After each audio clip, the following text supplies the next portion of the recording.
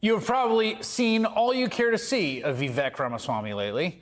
That is because his campaign for the Republican nomination for president is entirely based on his getting as many media hits as possible, including appearing yesterday on the show of a YouTuber with a history of really gnarly anti-Semitic posts. The fast-talking Ramaswamy, who Chris Christie famously said sounds like ChatGPT, always appears unbothered by his stream of contradictions and falsehoods, never really gets nailed down long enough to be caught in them.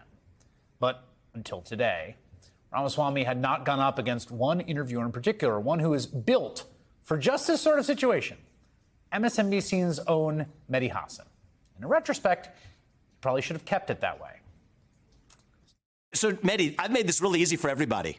And I did this in the early weeks of the campaign. I released 20 years of tax returns. Yes, you did. Something that no presidential candidate, let alone somebody who's successful in business, has done. I challenge Democrats and Republicans alike, including the Biden family, to do it. Exactly. We have 2009 but the fact of the matter is, you know what I would advise every 24-year-old should take 2009 $50,000. And 2010, you made $750,000. You had the money to pay for law school. You didn't need a Soros affirmative action scholarship that you now criticize. I mean, none of this is worthy, but if you think it is, let's get to the detail. That was actually the first big piece of money. You say you're anti-affirmative action. You took a scholarship for immigrants. I'm anti-affirmative action. So why'd you take a scholarship for the children of immigrants? Which falsehood would you like me to address? The financial one or the one about my views on affirmative action? Because I can go in whichever order you'd like. On the financial piece of it. Not at the time that I had applied for the scholarship that fall. Yes, you did. That December. Yes, you did, Vivek. This is awkward for you because you did.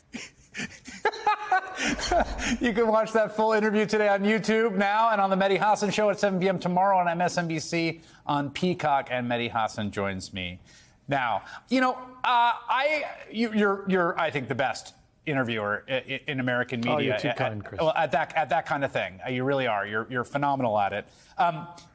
What is the Vivek Ramaswamy method? What's been sort of amazing to me is, like, I feel like he's set some sort of Olympian record of glibness. Just like everything is just like, well, I would simply do this. This is so easy. It's like everything is easy. Everything's obvious. Like, and it's like, well, no, not everything's that obvious. What was your takeaway from going toe to toe with him? The takeaway I had is that there are two big issues with Ramaswamy. One is, what is his qualification to be president of the United States? Fair and the other question. is, can we trust anything he says? And those were the two themes I stuck to. He was a little irked by that. He did the kind of, oh, these are gotchas. Why can't we talk about substance? But my point is, why would I want to discuss the details of your peace plan for Ukraine before we first establish whether you should be president, right? Like, anyone can say, I've got a plan for Ukraine. You go on the internet right now, 100 people have opinions on Ukraine. The issue is, why this guy? What's he going to do about it? How can we trust him? And I think, what I tried to do, I asked him about, he used to criticize Trump. And now he doesn't, because he probably wants to be Trump's vice president. So I put that to him. And, the Soros stuff you just played. This is a man who attacks George Soros. He took a scholarship from the Soros family, from Soros's brother, an affirmative action scholarship, which he claims to hate. And then he said, I didn't have the money for it. And I challenged him. He said, I never said that. That's another thing he does, Chris. He just denies things that are on tape.